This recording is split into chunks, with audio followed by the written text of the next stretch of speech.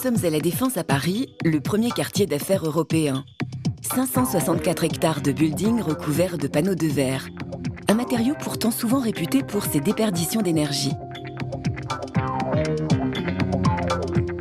Or, grâce à de récentes prouesses technologiques, les verres qui arrivent aujourd'hui sur le marché ont des propriétés thermiques ultra performantes. À la surface de la tour des Deux, une tour en construction, on pose 30 000 mètres carrés d'un verre de toute nouvelle génération.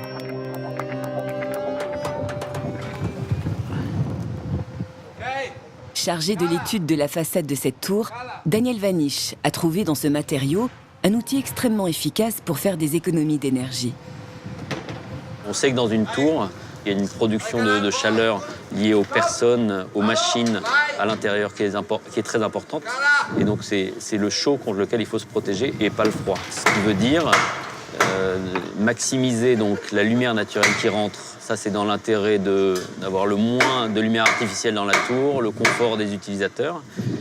Et pour autant minimiser les infrarouges qui rentrent pour éviter les surchauffes.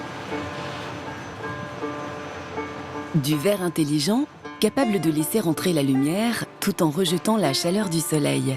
Mais comment ce matériau peut-il avoir de tels pouvoirs? Pour le savoir, nous nous rendons dans le laboratoire de recherche et développement du groupe Saint-Gobain, en banlieue parisienne. Ici, on travaille le verre depuis des générations. La recette de base n'a pas changé depuis l'Antiquité. Pour faire du verre, il faut de la silice à 70%. Du sable très fin qui, chauffé à 1700 degrés, pourrait donner du verre. Pour abaisser sa température de fusion, on ajoute du carbonate de sodium et du calcium pour consolider le tout.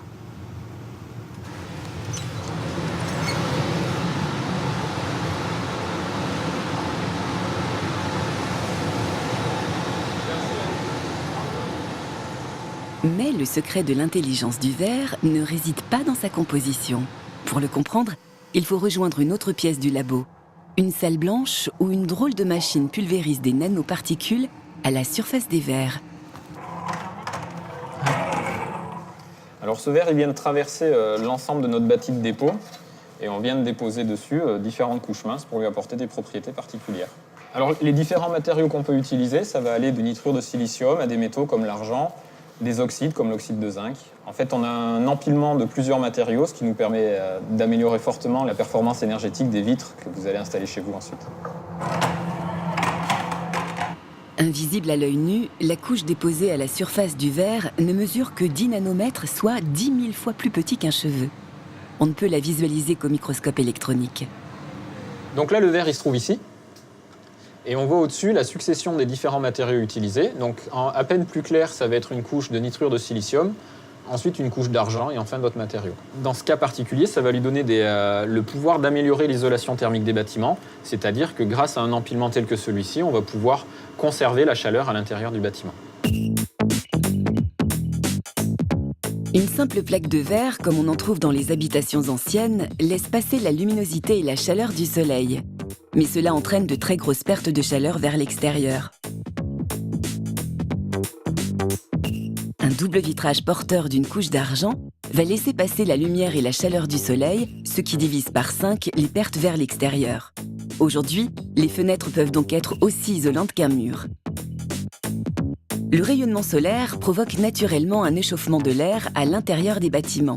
Autrement dit, un effet de serre. Pour limiter ces effets, on utilise des vitrages à contrôle solaire sur les faces les plus exposées. Une couche d'argent sur la vitre intérieure leur donne un pouvoir isolant. Et la vitre extérieure porte une couche d'argent plus épaisse pour bloquer la chaleur du soleil.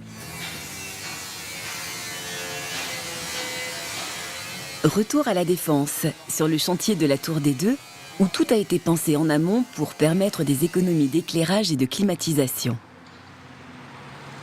Là, on est au sud de la tour et donc il y a des calculs thermiques et d'ensoleillement très complexes pour vérifier quelles zones ont besoin de verre spécifiques, notamment à contrôle solaire.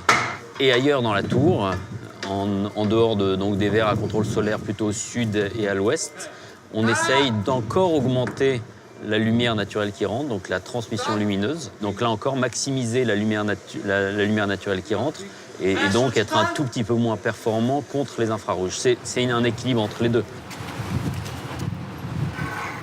Une tour d'aujourd'hui consomme 2 à 3 fois moins et on vise bientôt 4 fois moins qu'une tour d'il y a 15 ans, 20 ans. La part de l'enveloppe, on va dire, l'enveloppe de la tour, en sachant qu'il y a la partie vitrée et les parties non vitrées qui sont quasiment les mêmes éléments, le même type d'éléments, c'est autour de la moitié de ce qui permet de faire des économies d'énergie dans une tour. C'est donc colossal.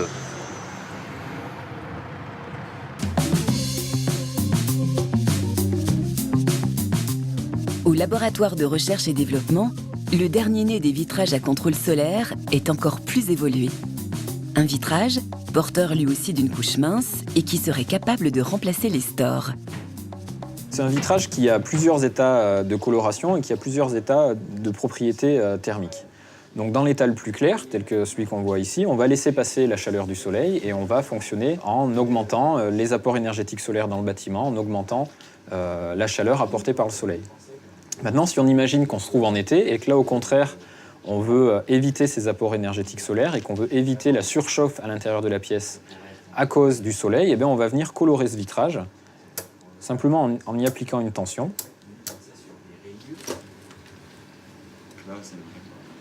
Voilà, c'est comme chez vous, vous allumez la lumière, ici, vous activez la coloration du vitrage. Et comme on le voit, le vitrage se colore et va éviter à la chaleur du soleil de rentrer à l'intérieur du bâtiment. Le matériau actif, c'est un matériau connu depuis des années qui est l'oxyde de tungstène. Et c'est ce matériau-là qui, dans un état électrochimique, est coloré, dans un autre état, est décoloré.